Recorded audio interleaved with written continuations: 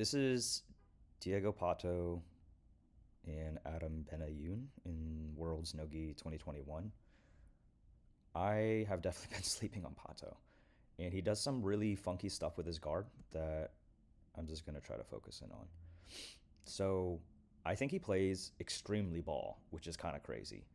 Um, I don't think I've seen Diego C spine at all, and he'll get into like some really deep leg drag positions, but he'll be able to pummel back in with a little bit of flexibility and also just reinforcing his knee.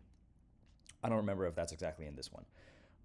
What I do want to highlight in this is like his guard and his leg attacks are kind of fucking nuts, right? So reverse De La Hiva, nothing crazy, and there is like probably 6 minutes of like a 50-50 stall out, but we can definitely discuss that.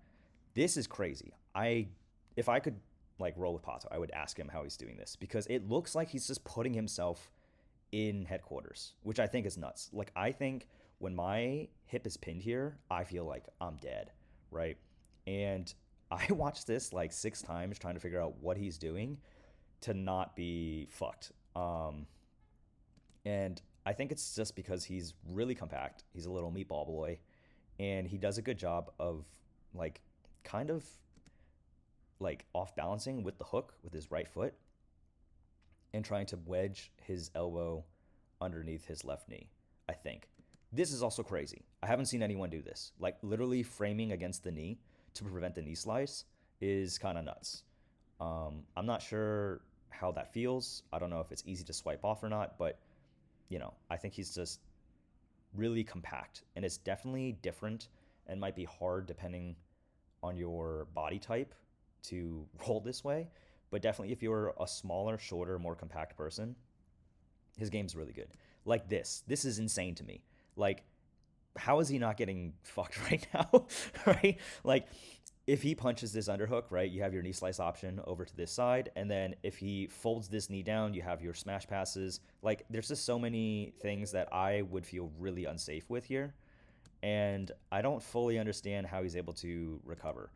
I think he has some other clips on Flograpping where he explains his correlation between De La Hiva with a self pin on the left hip against a like switched hip position towards what Craig has vernacularly called pendejo guard, right? And like honestly, probably underrated. I watched a lot more of that. I think it's actually really strong. I don't know I don't know exactly what people do here. Like maybe the reason why you can't fold is because this arm is deep. I have seen some people in this headquarters position punch this arm through here and then try to pull this leg over the top of their left knee, and then you basically enter into 50-50, right? You can attack the legs. I don't think that's actually that legit. I think when I'm passing and someone tries to do that bullshit on me and they take their arm and they put it through here and they pull really hard, all you need to do is flex your foot here and you would hook the knee and prevent that leg entry, I think. And like I can do this on people who outweigh me by like 100 pounds. It's fine. But I don't know what this feels like when they have their left arm in here. And it seems like, I don't know, we'll just have to watch. But it feels weird. Like I can't smash, right? Adam can't smash forward because for him to smash forward, for his head to come down, this knee needs to straighten. And with this arm wedge inside, it might make it hard. I have to feel it out. But yeah, insane. Like it's weird. It's almost like an inverted false reap. And I know that's also what Pato's like really known for, right? His false reap entries are really compact and really high percentage. But looks so crazy to me. This feels like not De La Hiva to me. Like I don't get it, but I feel like I'll definitely play with it and figure it out. And then yeah, right? So maybe it's the case that I mean, here I feel like you can already off balance the guy, right? Like his weight is up here high and you can kick overhead. Very gi based move. And then that opens up opportunities to throw this leg over the top into the hip pocket and get your false reap. But I don't know. I think I have to just play with that arm in, the left arm in, right? False reap entry, sick, right? And he basically just plays 50-50 for a while, right? Diego's just fishing for the heel, and it's like, it's crazy. What he does really well, that I think a lot of people fail at, and I'm definitely not good at this either, is his hips are like connected to the guy, always. And I feel like it's easier when you're a smaller player and you can post up on your shoulder and you don't have to worry about as much weight. But it's so good. It makes it really annoying to deal with, especially if you're on top. For someone to just like sit on your fucking knee, it doesn't feel safe. And then this invert through, you know, kind of nuts.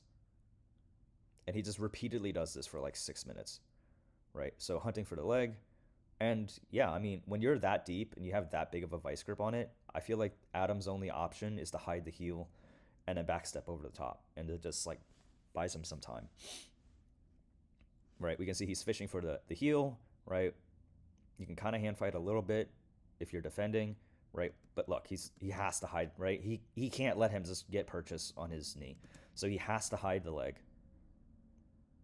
Right, fighting the ants, and then yeah, this is I think this is literally Adam's only thing he can do, especially with this vice grip on his thigh. And they just do that again and again and again. And I know there's some like toe hold attempts or whatever, but like for real, like most of the match is this. I'm just gonna skip ahead. Right, Diego's still in the same position, still fishing for that leg. Right, same thing. He fishes for it. And I think Adam is forced to roll again. He rolls like some 10 times. Like, it's kind of nuts.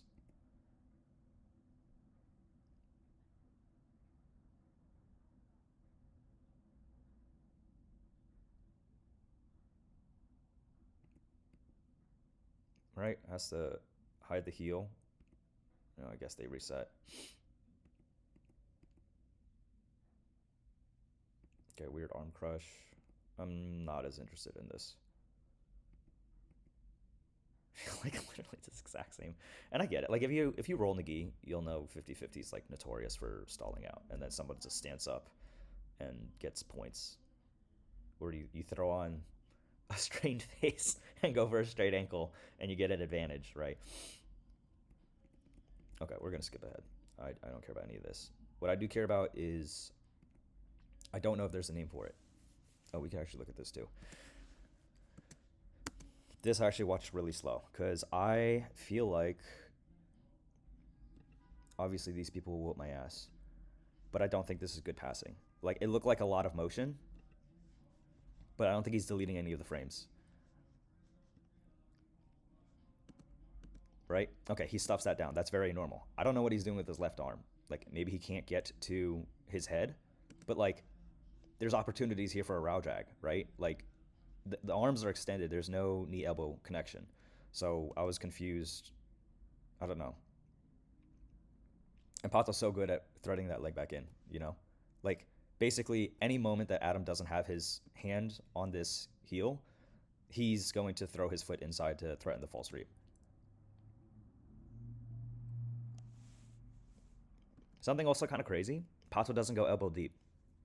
I know he talks about it in that other Flograpping clip, but he basically said something to the effect of like, I don't like going elbow deep because I feel really locked in. And if they sit down, they have opportunities to pass or attack their own leg lock. So he actually goes shallow unless he has like really good structure. Sometimes you will have to go elbow deep, I think, to actually like stack into the guy. But yeah, I don't know. This passing just felt weird. Anyways. Oops, not sleep timer.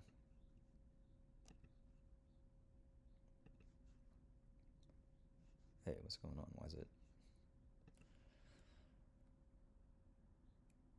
And like, I get it. You're kind of an outside ashi. You gotta cook. You gotta make Pato's hips face away. But Pato's so fucking compact. And then just stomping on the hip is really frustrating. But definitely a short man's game. This is what I wanted to break down. I have very rarely seen this position. Um, it feels wrong, right? Like I feel like my knee's in danger, but I think it's actually pretty safe. And ordinarily, if you're attacking straight ankle, right, you would either have like your standard single leg X, or you would have outside ashi and stomping on the hip. He doesn't do that. He doesn't even have the knee line, which is kind of fucking nuts. But I've felt this from very legit black belts who specialize in leg locks, and this feels like death. Like they're instead of the traditional stomping on the hip or having control of the hip and then extending away here, right? Since this is the joint I'm breaking, really all I need is control over this, which is what he's doing right here, right? He's stomping down and just basically locking the spot below the knee, and that allows him to have leverage to break here, right? Any joint, right? If I'm attacking the elbow, I need to control the shoulder. If I'm attacking the knee, I need to control the hip. But since you're attacking the foot, you don't really actually need control over the hip, which is kind of nuts. The other thing that's really crazy about this position, right, is that this leg is almost like a matrix hook inside, which is what makes me feel squirrely about my LCL. But this lockdown here and this foot, his right foot, being able to hook the far hip is insane because it opens up opportunities for back takes, right? Like we'll see, like, as soon as they try to turn away or rip their foot out, you just extend and like you get this, and you basically have like a crab hook or like a calf slicer kind of position, and now you can chase the back, right? So this is just sick. I didn't realize this was so part of his game. I think he also hits the exact same thing on, I think, Owen Jones recently, but he hits it from the top. Conceptually, I think it's the same, where it's just like you can have a very short gripped, like straight ankle. Like this is such a weird position, but I'm definitely gonna play with this more. That's so crazy, especially for nogi when you don't have the gi to grab on for like back takes. Like I don't know if you ever roll against like a really athletic guy and you even get like double crab hooks and you have like grips on their hips depending on slippage. Sometimes I feel like they could just like run out. Like it's still hard. But with that kind of control, I feel like you torque their knees so bad that they can't really spaz out. And then here, just classic knee slice bolo. Adam doing a really good job of preventing this from going to the mat, right? Like if Pato's left foot could connect to the mat and his knee could come up and into the pocket of here, then you have your wedge bolo, right? So I think a lot of people are starting to get into like stomp bolos purely because I think of like submeta. But like the way you counter that is to prevent this foot from touching the mat. And then, once this foot can't touch the mat, they have no wedge to stomp your hips up onto. So really useful stuff. I think that hold I think is kind of fake. And I think it goes to decision. Yeah. He chases the back, gets his back, kind of, sort of.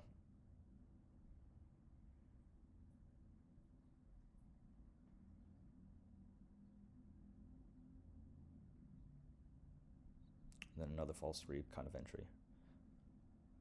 But yeah, Pato, honestly, probably really good for my body type.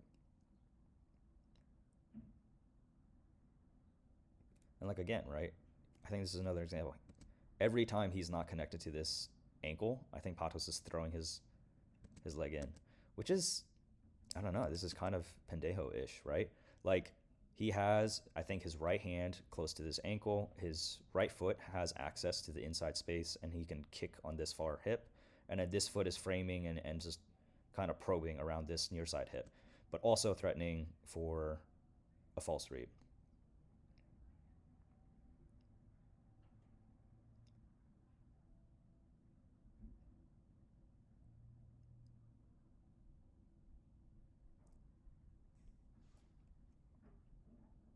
Like, I mean, who, this is obviously going to be very body dependent. Flexibility definitely helps.